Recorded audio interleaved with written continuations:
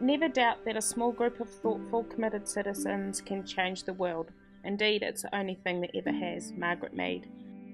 Here at Albany Kindergarten, we often refer to Enviroschools as a program that is a catalyst for change, a concept that embraces being an advocate for change, a change in one's thinking, a change in one's actions. Its notion stems far beyond the inclusion of worm farms and paper recycling practices and invites participants to engage in thinking and actions that say to the wider community, this is what matters here. This is what should matter when looking after Papatūānuku.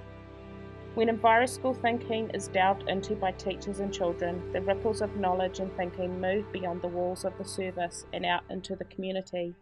It engages everyone to be active participants, researchers, collaborators, to think sustainably, to think ethically, and to embrace respectful practices. Here at Albany Kindergarten, we see this as important lifelong values for all citizens to have. No mai, haere mai, welcome to Albany Kindergarten.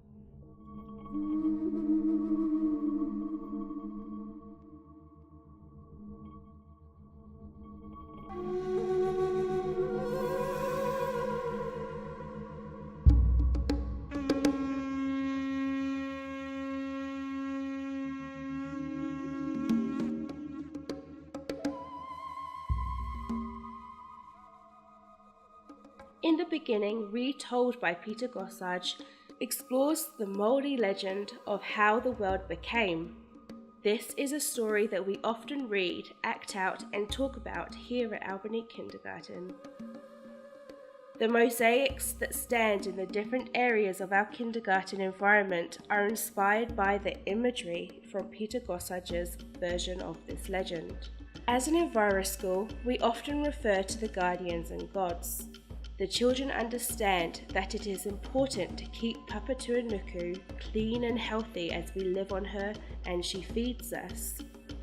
Everyone participated in not only making the mosaics, but in agreeing where they were finally going to be placed. The placement relates to what each god and guardian protects in our natural environment and is a continuous visual reminder, symbol and thought provoker to us all.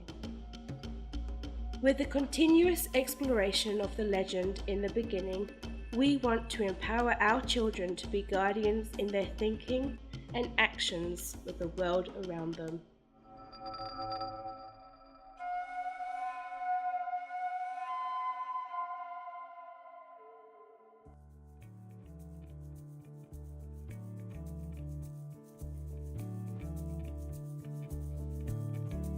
The notion of littlest lunchboxes is not to create waste. We know as a learning community that there is some waste that we can recycle, repurpose, and is biodegradable. We got sardines at Kindy. We put them in the soft plastic or the worms or the bread or the yogurt. The blue one's for the yogurt. And the yellow one is for the berries. A fruit skin one. That was the worm one. The worm one.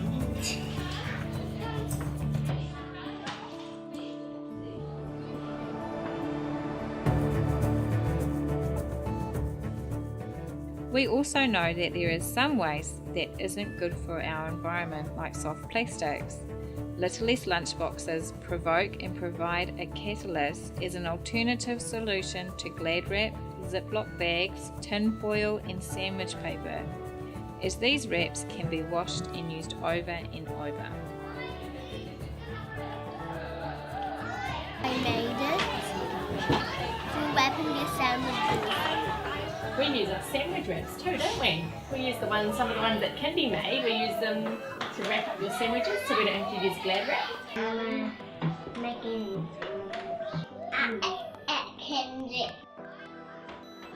So our understanding of the damage that soft plastic is doing to our earth and the amounts we are now collecting at kindergarten has pushed us into the direction of looking at other alternatives.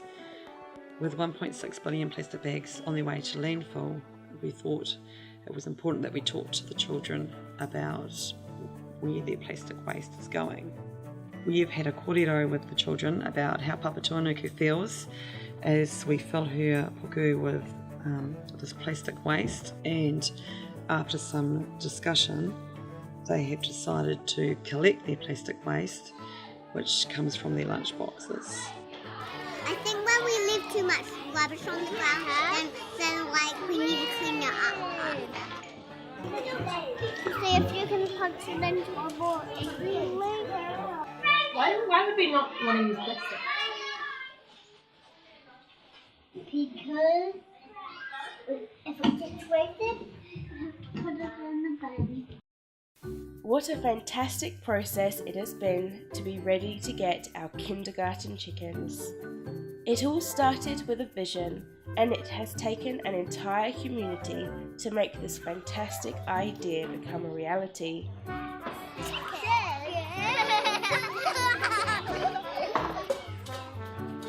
As an Enviroschool, we are excited to explore the concept of how chickens will be an important aspect to our values of sustainability. Look at because that's a chair. We're going to give the scratch toys to chicken at kindergarten. They're not the birds anymore. But before we could adopt some chickens, we had to make sure we had a wonderful home for them. This area is for the chickens, and here are the birds beside me, and there's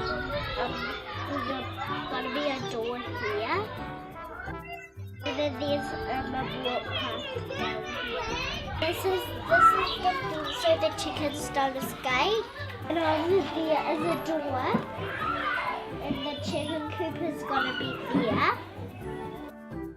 With a lot of help from the kindergarten children and our families, we were able to fundraise for a new fence and a chicken coop. Mommy, I put my $5 in the money, you know. The process has seen many people in our community come together to be part of the excitement, which was all we could really hope for.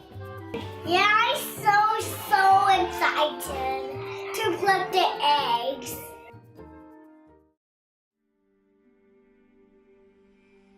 The joint application with Albany Primary School to transfer our Community Care Fund provided us with money to develop a small allotment situated on the grass area adjacent to the school car park. There's a community garden that Albany Kindergarten has created, and it's fabulous on the weekends because we see people who are not involved in kindergarten being involved in the community garden, and that is strengthening the idea of as a community we're a collective. Parents contributed to this area by donating plants and being actively involved in the initial planting.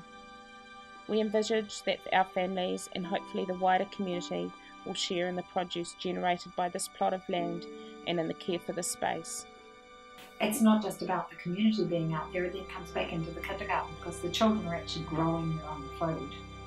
You're actually sharing food and produce that come from the gardens and then from wider fields. So there's all of that happening as well, and it's becoming well embedded in the kaupapa of this kindergarten here at Albany. When children grow their own food, they learn about the fundamental principles of what sustains life on Earth.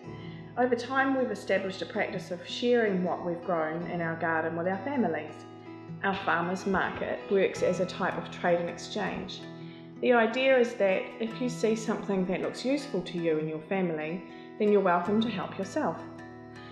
In return, you may have a surplus of fruits or vegetables of your own, which you may like to trade, or some other treasures at home that you can put in the market instead, or you could leave a small cash donation. Farmers markets help maintain important social ties, linking whānau in a mutually rewarding exchange. Families reap the benefits of healthy, fresh, seasonal foods, which are much more affordable. It's wonderful to see our community sharing their own garden produce, plants or flowers, children's books or small toys, pickles, jams or preserves as they exchange goods with one another through our farmers market.